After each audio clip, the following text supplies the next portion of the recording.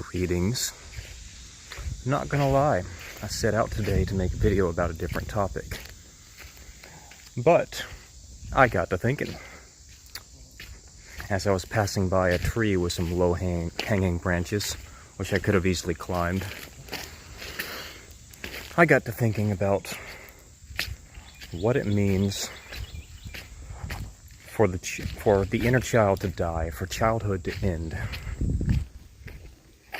And from my experience, I'm going to try to make this a bit more universal for everyone, okay?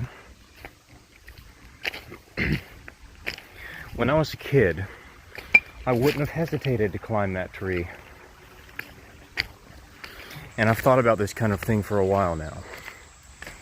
Why is it that I don't want to, say, look at a curb that's narrow and damaged and walk across it like I would have, like a balance beam, like when I was a kid? Why is it that I don't want to sprint across a parking lot when I'm going to my car, like I did when I was a kid? It's things like that. And the realization I've come to is that the end of childhood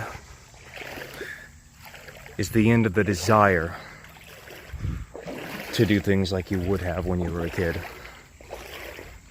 It's the end of the desire to want to be explorative. It's the end of the desire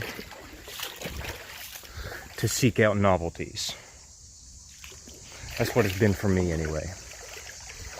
And I think one of the biggest reasons why the inner child in all of us is damaged as we get older is because when we've explored things, when we've explored new things, when we've explored novelties, when we've done things like climb the trees, so many times we've fallen, so many times we've gotten hurt,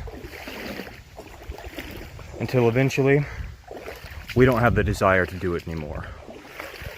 We know the energy it would expend to do it, and we know the risk, and we simply don't want to.